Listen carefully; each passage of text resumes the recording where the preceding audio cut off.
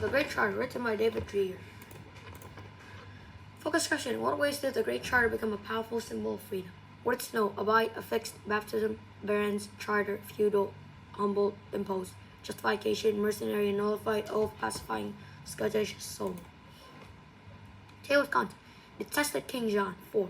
Baron organized. 9. Broody May and faithless king. 13. Aftermath. 16.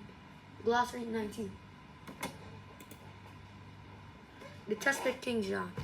In the late 1100s and the early 1200s,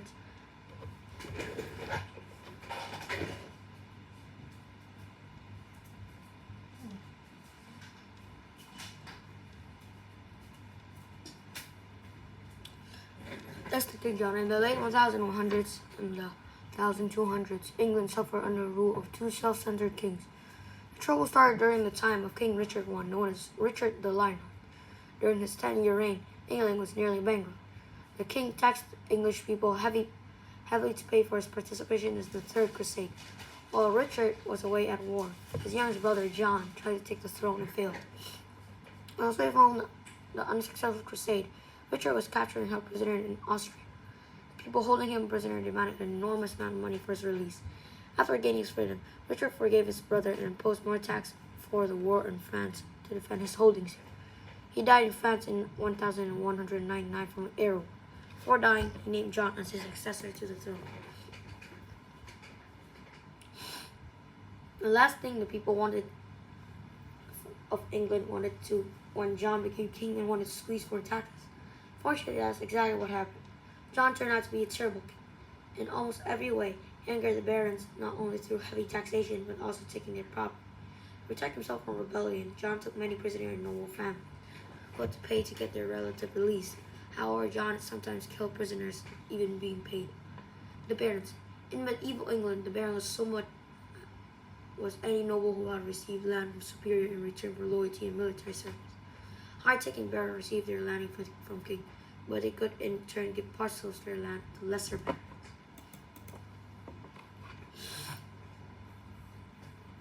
John added to his offense in 1203 with a terrible famine.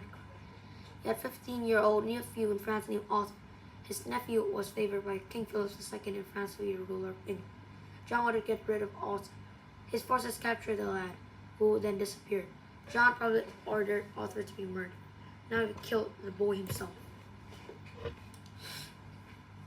In 1204, King Philip defeated the mercenary army that John raised, which allowed Philip to reclaim most of the French territory that had been held by England and the royal family. Meanwhile, John continued to stir up trouble whenever he could. In 1205, the Archbishop of Canterbury died, and England needed to replace him. Pope Innocent III wanted to position to go to England cardinal. Stephen Langton. John had his own ideas. He insisted that English Bishop John the Great obtain the post.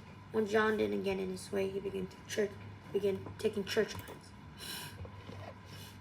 John's action resulted in a strong response from the Pope.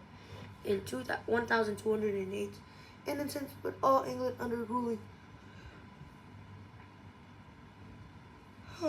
called interdict. The interdict closed the doors to England churches to heaven, meaning no priest could perform masses, nor could they marry anyone to perform baptism or funeral. When John still not given, the Pope excommunicated. Excommunicated means you completely separate from church until they would never enter heaven. But excommunication did not worry John. He needed to anger Innocent, seizing more property and money belonging to the church. The Pope then joined forces with French king, aiming to have Philip invaded England to replace John as king. John realized it was a very serious situation, so in 1213 he finally agreed the Cardinal Langton to become Archbishop. John wouldn't stop there, however, to the amazement of all. He humbled himself to Innocence and offered to make the Pope the feudal overlord of England. Delighted, the Innocent accepted the offer and pardoned the king. John Bolt Archer was very smart. Overnight, he being from a corner outcast and having a powerful friend in now the Roman Catholic Church. The Baron organized. Archbishop Langton continued to strongly oppose King John, despite Pope's new affection for English king and Langton elevation in the position of Archbishop. Langton was determined John would be removed from office. Langton became an advisor of a group of 200 barons who wanted to get rid of the king. Not all barons were against John. He wanted to find a way to improve the relations. Those barons included a famous knight named William Marshall. People respected Marshall for his good character and his loyalty.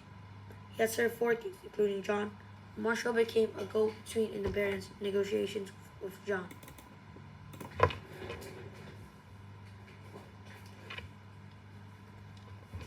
At the meeting, the barons began to flex their muscle, decided to pay no further Scottish kind of tax. To John, this for wars of France, and he stepped further, drew up a list of demands and presented to the king. This was based on the Croatian charter with some additional provisions. The addition stated that if King John left the same laws with other people, if John refused to accept the barons' demands, they would take up arms against him. In January 1215, Fitzroy knew other barons met with John to present their list. John told them he would give them a reply by Easter, but he did not. The barons then proceeded with their plans to present John with formal documents listing their demands. At the same time, they began preparing for war. A despised tax. One formation of tax used to access King John was hated by barons called Scottish. This was the payment made by Leo the military service by barons who declined to join the kings in war. John used the fundraiser to Scottish to pay mercenaries to fill up his ranks. Rennie and the Faithless King. The Magna Carta for the Great Charter was the barons' final attempt to stop John's access before resorting to war.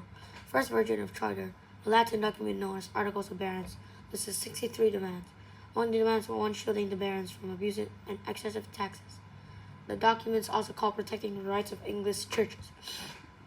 It specified no free citizen would be imprisoned or punished for being tried in a court of law. The charter provided a group of 25 barons who forced the king to comply with the barons' demands. It authorized them to force the necessary. In May 1215, a group of barons seized London, most important city of England, further weakening John's position. Reluctantly, the kings agreed to met with the barons to be presented with the charter.